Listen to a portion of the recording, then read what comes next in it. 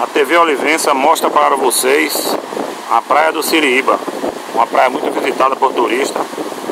É um lugar magnífico, maravilhoso. Você que estiver em Ilhéus ou em Olivença, vale a pena conhecer essa praia. É uma praia que tem um riozinho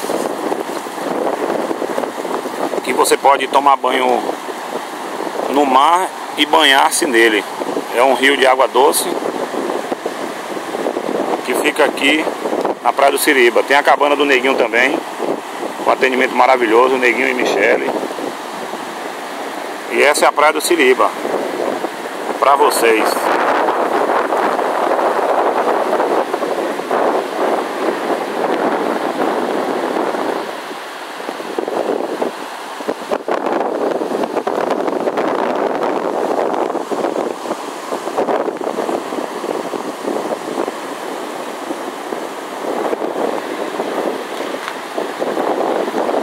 Hoje, em plena segunda-feira,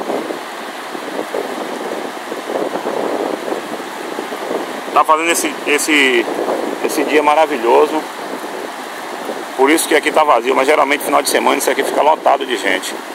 Principalmente as crianças adoram tomar banho no riozinho daqui, é muito gostoso.